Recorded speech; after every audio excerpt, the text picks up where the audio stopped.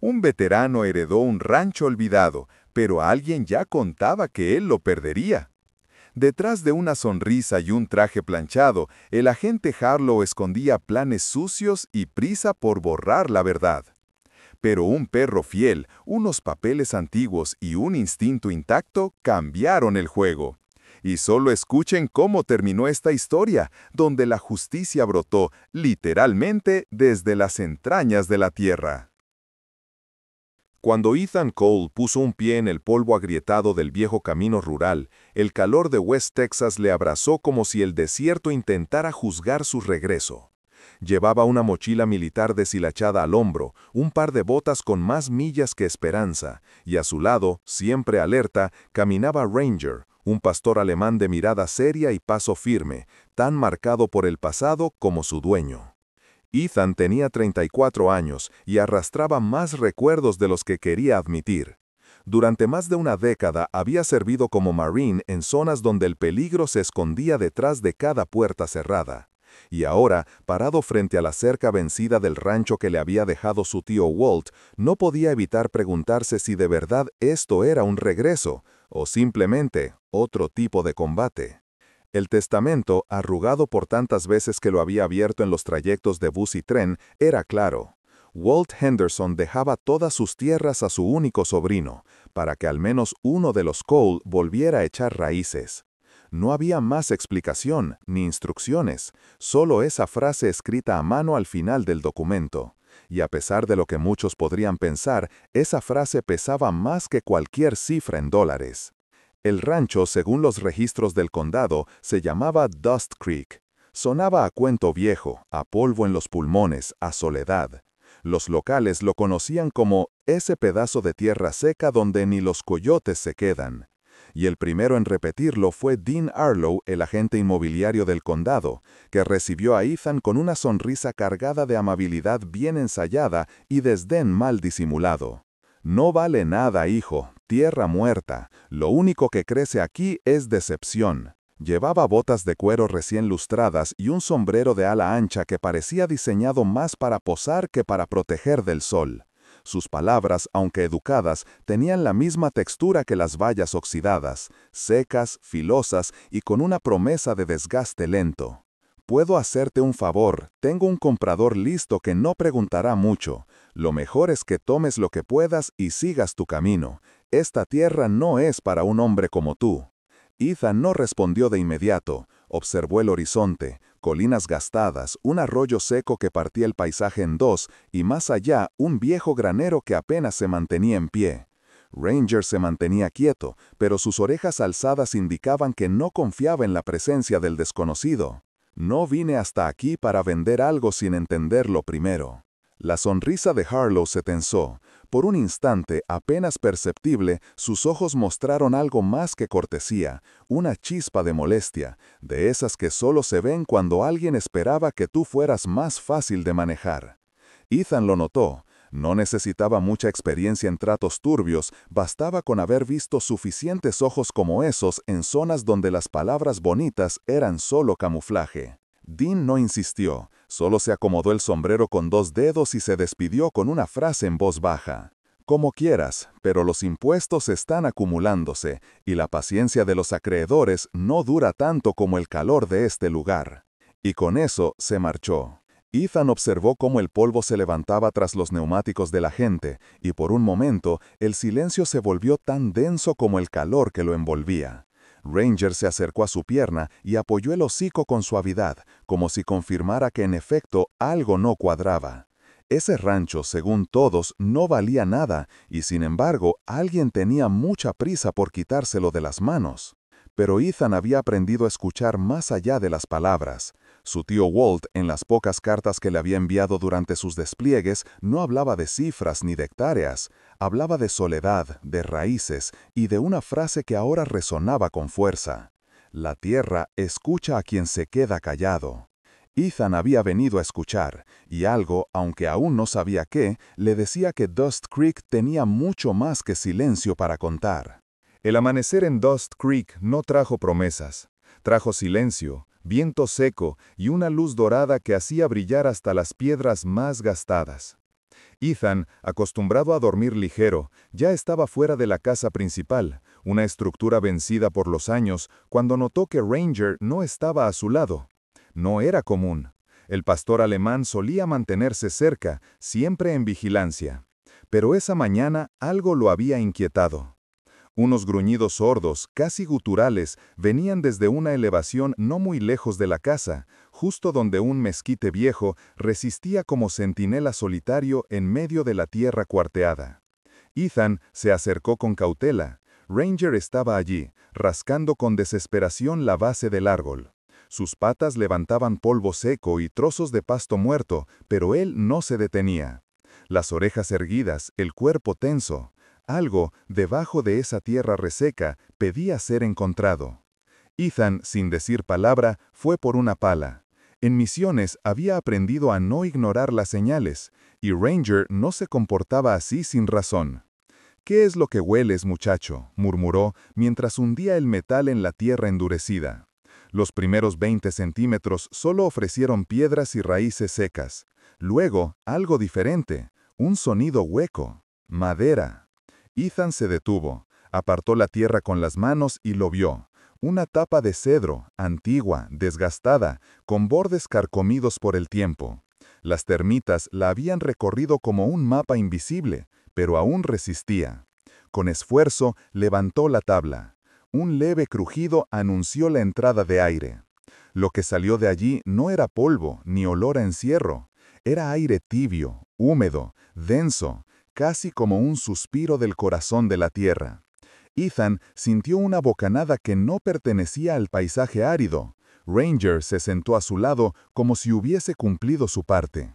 Abajo, una pequeña bodega de unos 2 metros de profundidad. Las paredes eran de piedra y tierra apisonada, y en el centro, un cofre metálico cubierto de polvo y óxido descansaba como un secreto bien guardado.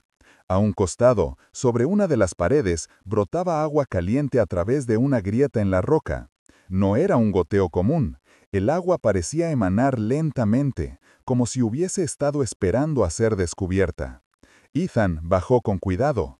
Cada paso sobre la tierra suelta le recordaba que estaba pisando historia, no solo suelo. Al abrir el cofre, lo primero que encontró fueron mapas amarillentos, con tinta casi borrada, y un cuaderno encuadernado a mano con la caligrafía inconfundible de su tío Walt. También había un legajo cuidadosamente protegido por tela encerada, con sellos antiguos y un encabezado en español. Cesión de aguas y tierras, año del Señor de 1849. Leyó despacio, mientras el sudor le bajaba por la espalda, no por calor, sino por la magnitud de lo que tenía entre manos. Aquel documento hablaba de un manantial geotérmico, de aguas subterráneas con propiedades únicas, con derechos de uso perpetuos concedidos a la familia Henderson por la Corona de España, y posteriormente reafirmados por acuerdos territoriales de la recién nacida República de Texas. Esos derechos incluían la franja de tierra donde hoy corría, o más bien dormía, el arroyo seco. Pero lo más inquietante era que los linderos descritos no coincidían con el plano moderno del condado. Según los documentos, el verdadero límite del rancho se extendía hasta una curva lejana del cauce, justo donde años atrás, según recordaba Ethan, una empresa de tuberías había enterrado su línea principal. El impacto fue inmediato. No solo había agua en tierra muerta, sino también una verdad enterrada. Aquella parcela, despreciada por todos, podría valer mucho más de lo que cualquier agente inmobiliario estaba dispuesto a admitir. Ethan se sentó sobre una piedra, el cuaderno de Walt entre las manos y comenzó a leer las notas del viejo. Walt no escribía con adornos, sus palabras eran directas, como quien sabe que no tendrá tiempo para explicarse 2 veces. En las primeras páginas hablaba del manantial como una bendición olvidada. Algo que había decidido ocultar hasta que alguien con sentido común volviera. Más adelante, las líneas se volvían oscuras. Mencionaba visitas de extraños, ofertas en efectivo por cerrar el pozo y ajustar los linderos en los papeles. Decía que se había negado, que no vendería lo que la tierra le dio a su familia por derecho. Y entonces, en las últimas páginas, la tensión era palpable. Walt hablaba de incidentes, cables cortados en la bomba, herramientas desaparecidas, una noche en la que creyó escuchar pasos cerca del cobertizo. Y lo más inquietante, escribió que Dean Harlow se había presentado con un contrato de venta ya redactado, como si supiera que algo iba a pasar, como si supiera que yo pronto cedería. Ethan sintió un escalofrío, esa sensación que había aprendido a respetar en zonas de guerra, cuando el silencio pesa demasiado, cuando algo en el aire te susurra que la verdad está cerca y peligrosa. No era solo codicia, era un plan oculto, meticuloso, que dependía de que nadie supiera lo que Walt escondía. Y ahora, por azar o por el instinto de Ranger, la verdad empezaba a salir a la superficie. Ethan salió de la bodega y volvió a taparla. Se agachó y acarició la cabeza de su perro. Buen trabajo, compañero, muy buen trabajo. La tierra había hablado y Ranger había sido su traductor. Ahora, el siguiente paso sería mucho más delicado, decidir en quién confiar y en quién no.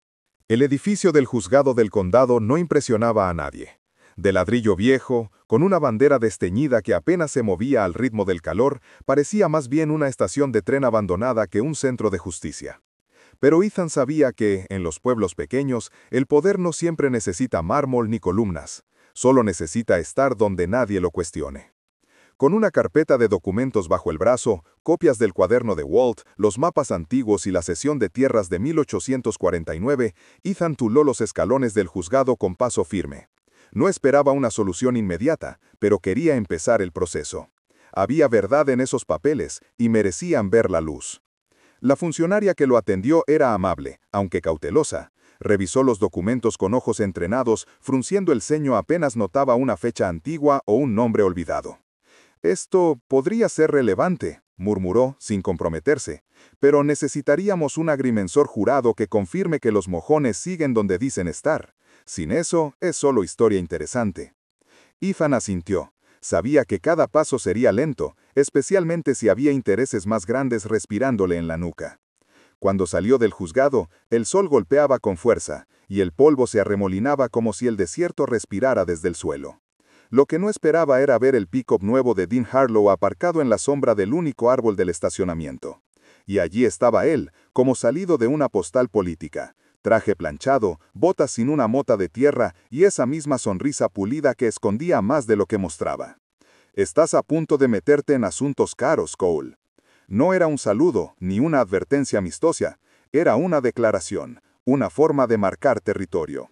Ethan lo miró sin pestañear, mientras Ranger, sentado junto al camión, no apartaba los ojos del hombre de traje. «Te ofrezco el doble de lo que vale ese terreno. Tomas el dinero y olvida todo este asunto». La voz de Harlow sonaba suave, casi generosa, pero había un filo detrás de cada palabra, una prisa mal disimulada, una impaciencia que no cuadraba con la imagen de quien, supuestamente, no tenía nada que ganar. ¿Por qué tanto interés por tierra que, según tú, no vale nada? Harlow sostuvo la mirada un segundo más, lo justo para que Ethan supiera que había tocado una fibra. Luego respondió con un gesto que no encajaba del todo con su personaje, una risa corta, sin humor. «Porque estoy siendo generoso con un veterano. Ustedes ya han tenido suficientes batallas, ¿no?» Ethan no dijo nada, no necesitaba hacerlo. En ese momento, la máscara de Harlow se resquebrajó, apenas, pero fue suficiente. Ese generoso no era una oferta, era un aviso disfrazado de cortesía, un empujón envuelto en seda. Y los que empujan así no lo hacen por compasión, lo hacen porque tienen miedo de lo que podrías encontrar si sigues cavando.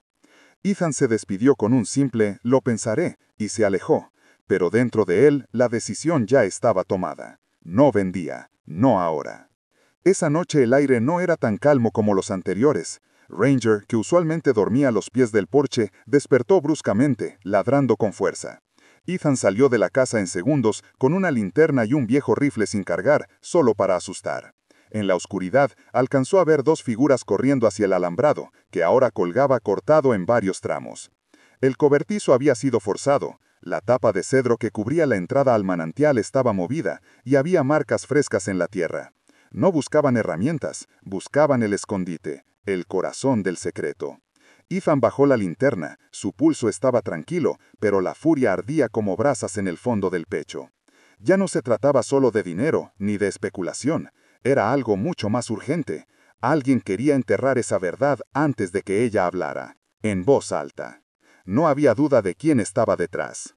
Dean Harlow llevaba meses adquiriendo terrenos alrededor de Dust Creek, siempre en silencio, siempre con pagos en efectivo o a través de nombres interpuestos. Su propósito parecía claro ahora. Una empresa de energía planeaba instalar una línea de conducción, y para ello necesitan más que tierra, necesitan seguridad hídrica, acceso a fuentes de agua para enfriar maquinaria y abastecer los campos. El manantial escondido bajo el rancho de Ethan no era un accidente, ni una sorpresa para ellos. Era una pieza clave que no podían darse el lujo de dejar fuera del mapa.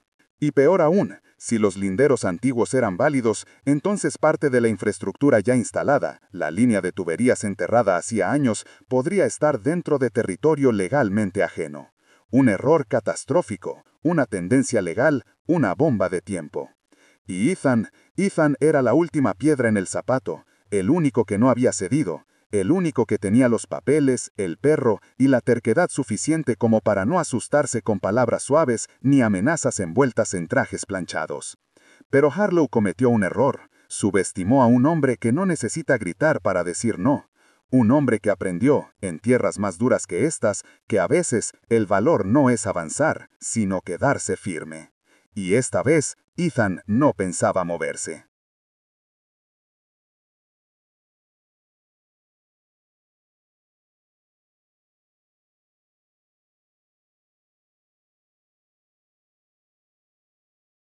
Las cartas estaban sobre la mesa, pero todavía nadie se atrevía a mirar las verdaderas reglas del juego.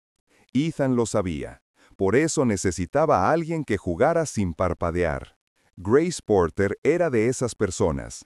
Abogada con oficina en Austin y raíces profundas en el sur de Texas, había crecido entre ganado, polvo y testamentos conflictivos. No hablaba más de lo necesario. Su reputación la precedía. La gente decía que Grace no peleaba, diseccionaba. Y cuando escuchó la historia de Ethan, no hizo ni un solo gesto de sorpresa. Solo pidió ver los papeles. Los revisó en silencio, página por página, dobló esquinas, tomó notas en los márgenes. Cuando terminó, cerró la carpeta con un chasquido firme y dijo: «Si los mojones siguen ahí, hay verdad. Y si hay verdad, hay dinero. No por la tierra, por lo que corre debajo de ella». No tardó en contactar a Mark Ridley, un agrimensor conocido por su exactitud y carácter imperturbable. Hablaba poco, caminaba mucho y confiaba más en su brújula que en las computadoras. Con su equipo, cadenas de medición y los mapas de 1849 en mano, se echó al campo con la paciencia de un relojero y la precisión de un cirujano. Durante 3 días caminó el terreno con Ethan, cruzando pastizales secos y antiguos cercos oxidados.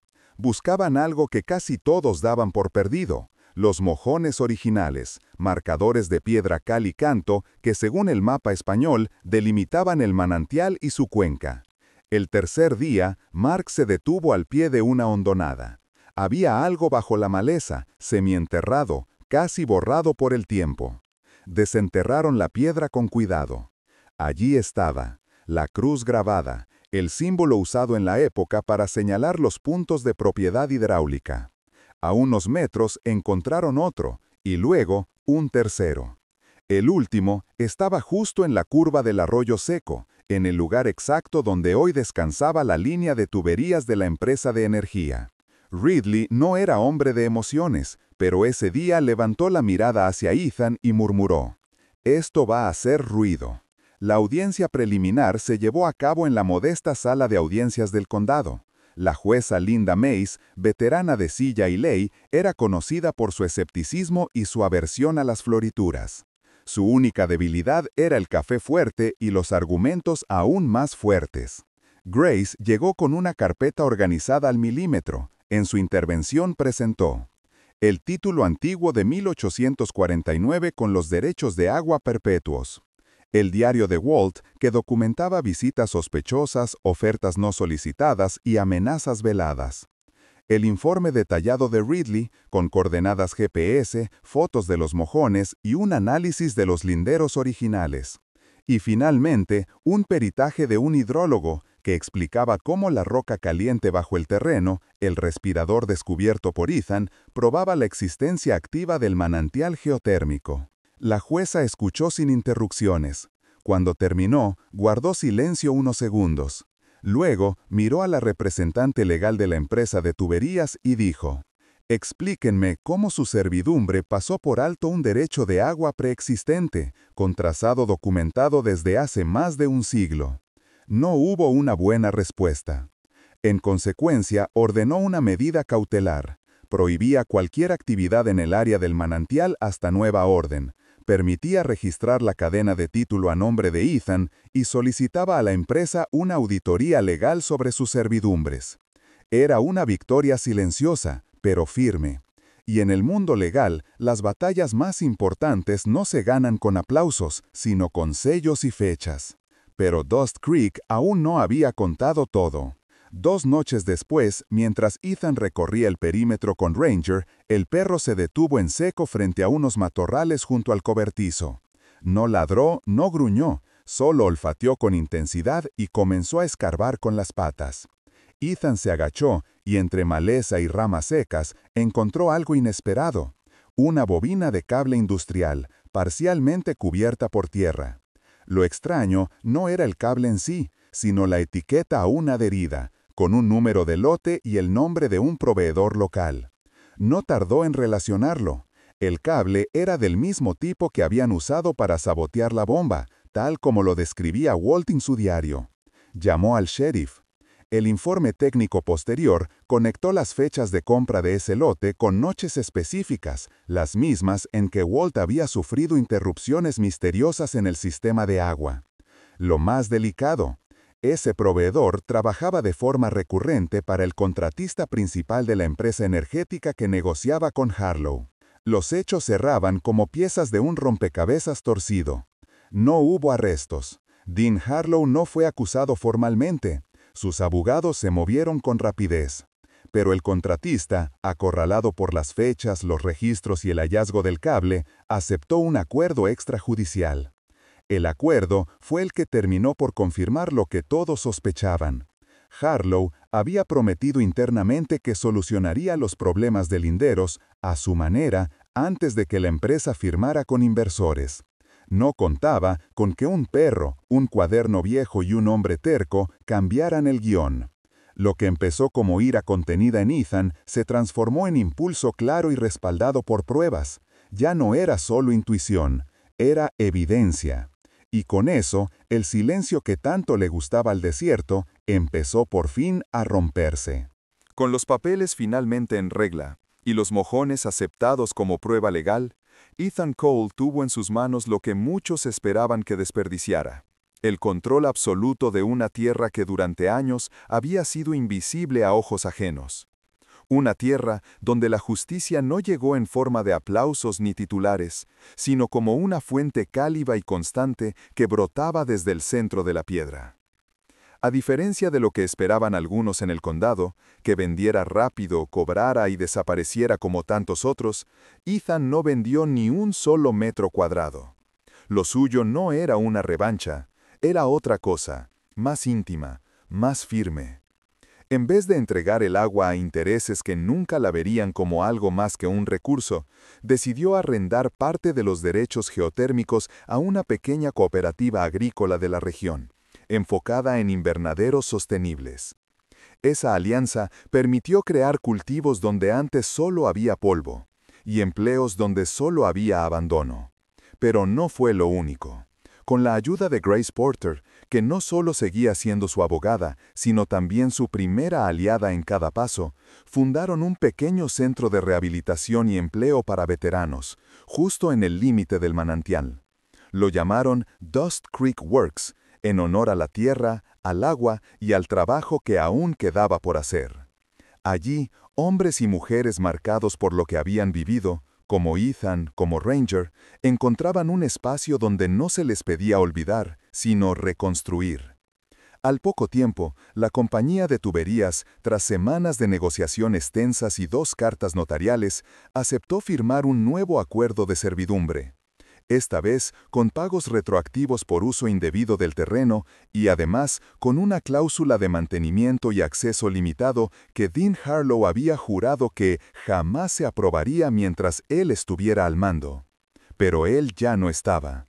Cuando el polvo del proceso legal se asentó, Harlow fue visto por última vez saliendo del condado al amanecer, en su pick-up impecable, aunque el sombrero lucía más opaco que antes y la mandíbula más apretada.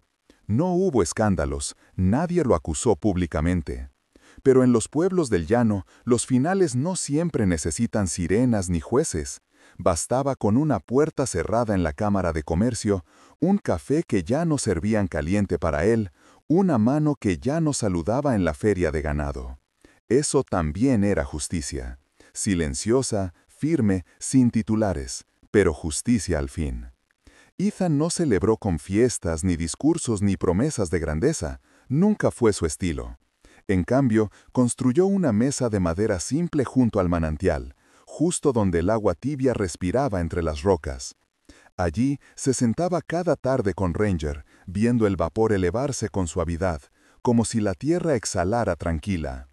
Ya no necesitaba pelear, ya no necesitaba escapar, solo escuchar.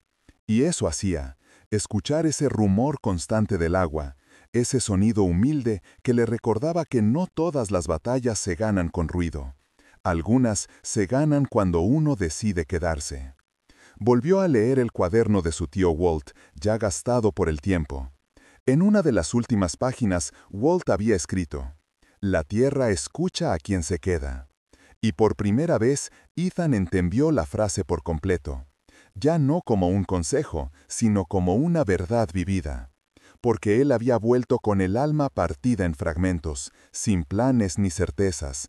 Y sin embargo, esa tierra rota y ese perro fiel le devolvieron algo que no esperaba. Una nueva razón para quedarse. El rancho Dust Creek, ese pedazo de suelo que todos daban por perdido, resultó ser el centro oculto de una historia mayor, tejida en silencio durante generaciones. No era solo agua, era memoria, resistencia y esperanza. Y aunque Ranger ya no ladraba tanto como antes, esa tarde apoyó el hocico sobre la rodilla de Ethan, cerró los ojos y se quedó quieto, como si supiera que la misión estaba cumplida. No hacía falta más ruido. La justicia en el desierto suena como agua.